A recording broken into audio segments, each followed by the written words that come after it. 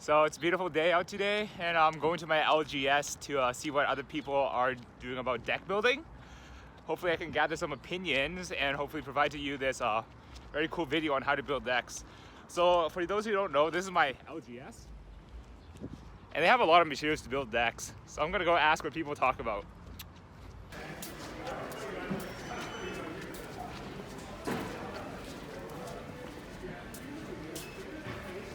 Deck building. Decor. Oh.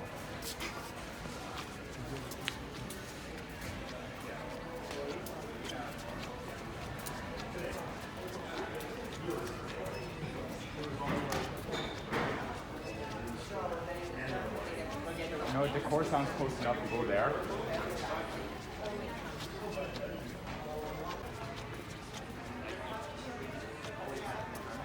Hi, excuse me.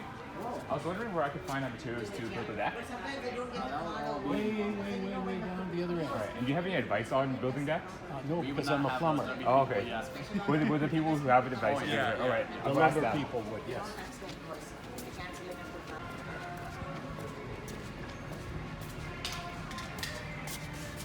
All right, we did it. We found our deck designs. All right, let's go have a seat. Welcome back to YellowCard Vanguard Cram School. Unfortunately, the Home Improvement Center didn't have all the singles I needed to finish my new Neo Nectar deck. But I got this sweet new SP Asha. Alright.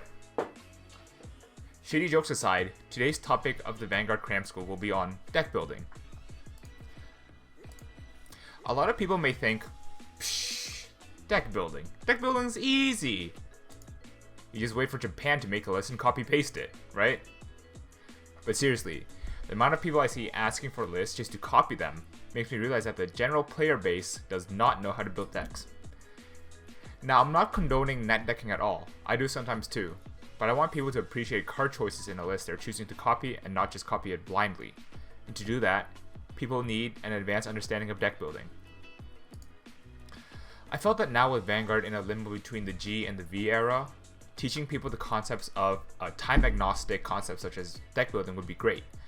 Some people may be lost once the new cards overwhelm them, and although the cards I use in this video's example may not be valid once V era starts, the concepts will be. To preface the content, everyone knows that a deck will have 50 cards in the main deck. We'll have 50 cards in the main deck, and 16 in the G zone.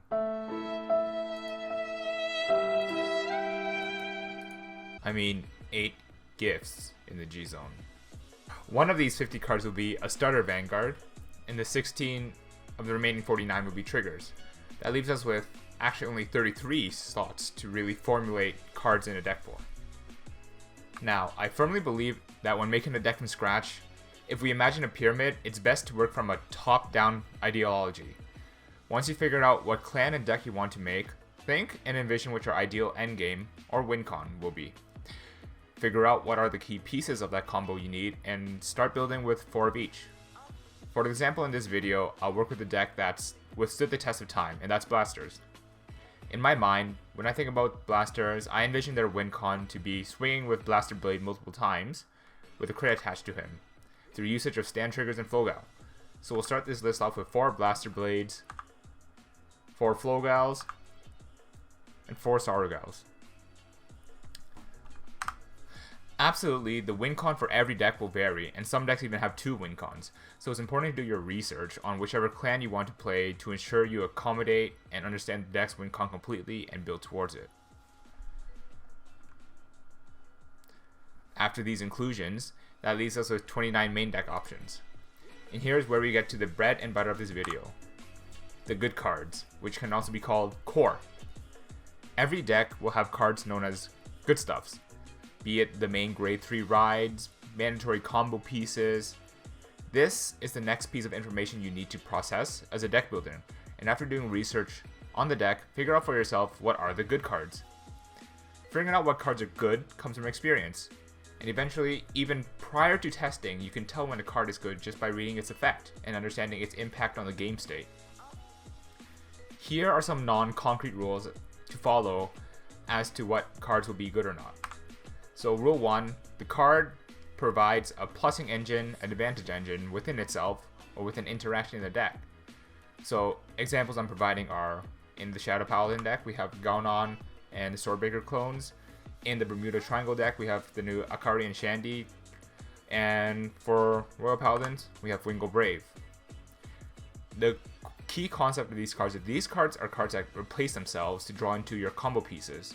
So they act as your 5th, 6th, 7th copy of your combo piece, and they also provide much desired hand advantage.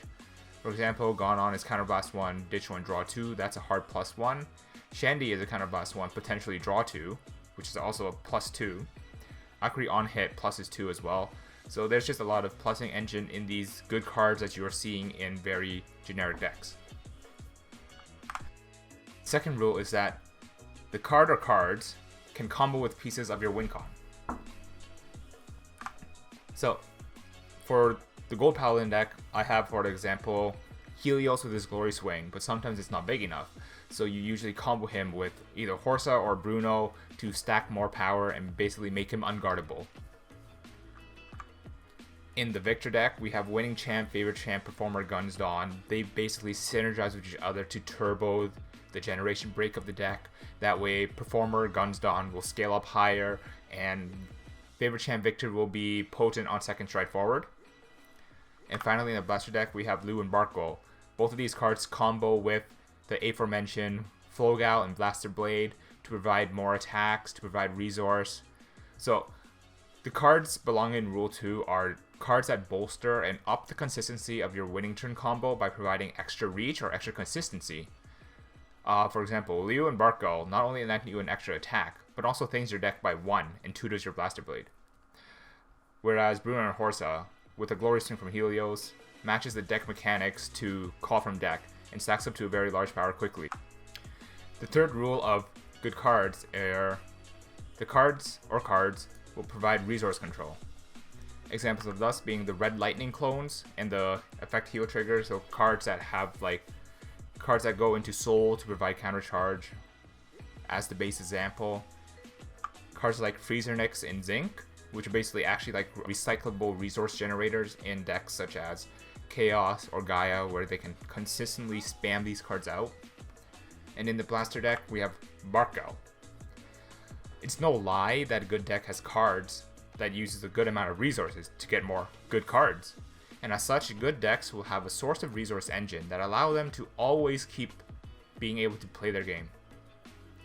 Nowadays, all decks, except for Narukami, OTT, Pale Moon, Grand Blue, most decks have a heal trigger that acts as a resource engine, but good decks will have access to something else as well, such as other effect triggers that provide resources or rear guards that refund resources on meeting conditions. The fourth and final rule I want to apply to deck building for good cards are cards will filter and compress the deck. Examples being in the Darkness deck, Demonted Executioner, Succubus of Jealousy, and Monochrome. In the Harry deck, we have Prankster Girl, and in the Blaster deck, we have Blaster Blade Exceed. So, to preface this, trigger compression is a real thing in Vanguard, and yellow cards win you the game as they force more shield out of your opponent and provide you with more shields. So cards that filter and lead to a highly compressed state in the deck leads to more triggers, and thus would lead to more win percentage. Shara Darkness is a prime example of an aggressive filter deck being able to thin their decks, send triggers back, and guarantee triggers on drive checks through the use of Blettermouths. Continuing on the Blasters examples, the cards I think the community has agreed on that are core would be Exceed as the main 3 ride and filter advantage, Blaster Barkgal and Luel and Wingo Brave, so we'll add those of 4-ofs into our deck and one of the starter. After adding our core cards, we're left with 16 cards to choose from. These are the next part of our pyramid, the tech and meta choices. Usually it is these last 16 or so cards that have the most contention between the player base as to what to play, and a lot of this is determined by playstyle, different players and their values of cards, and it is within these 16 or so cards that quantify and quality of cards that differ the most in deck. Decisions such as which PG do I use, do I run Stride Baits or not, if I do, how many, do I run a secondary grade 3, which one do I run, how many of these would I run. These are the common thoughts that run through people's heads when they deck build around on this stage of deck building. And factors such as the meta, your local meta shifts, techs that your deck lacks can lend a large hand as to what is chosen here. For example, the inclusion of Alfred Oath and Jay Leno Dragon for the Chaos meta, or Blastalora, a popular inclusion during the Blade Master surge, and because she has Splash Name and Well to increase consistency of Wingo Brave hitting. Again, this is where the creativity of players and their decision making comes into play. So my choices here may not mirror yours, and my choices may not mirror someone else's, and your friends might not mirror yours, and your testing partner's choices might not mirror yours. This is where the most diversity in decks comes from. There will be another video explaining considerations on how to choose tech options, meta options, and so forth, so stay tuned for that. Finally, we move on to the extra deck. Now, the extra deck, you can actually follow the exact same pyramid that we follow for the main deck here. We have 16 cards to choose from, and it's usually good to start with strides that work alongside your WinCon. For the Blaster deck, this would be Holy Saber Alpha as well as Myriad Soul Saver. You also need to consider that some decks require a specific name to stride into. For blasters, that would be the Sabers. So we've got some copies of Holy Saber Alfred, some copies of Myriad, some copies of Gancelot. And so, but if we follow the pyramid of main deck building, we can also acquire a proper G-Zone. And so when we get into the next section, which is good cards and core cards, we're going to include our Gancelot, which provides us our resource generation and as well as our advantage. And so this is what our G-Zone looks like right now. And finally, we can go into the tech and meta choices. And this is where your G-Guards usually come in, as well as your generic strides. It might be easier to work out how many G-Guards you want to run and how many of each, and then fill the rest with generic strides. Obviously, there are a lot of G-Guards and generic strides to choose from, so it's best to once again consider the meta and locale as to what to play. For example, the inclusion of Dismal for certain decks such as namely Narukami, or an inclusion of Sabriz, and sometimes you may not even need these because at your LGS people don't play the decks that would warrant running these. Your sub-WinCons fall under these tech choices and tend to be final gambits in your G-Zone reserved for when the shit hits the fan, such as your GB8 or your Zerglith Dragon. Take those common factors into decision and finalize your G-Zone. Let's take a look at the list we've made. It's looking pretty good. The final step in deck building is to playtest it. Playtest, playtest, playtest. Change your numbers up 1, change your numbers down 1, playtest some more, add in new text, remove old text, playtest some more. The deck building process is never done, and it's a beautiful recursive process.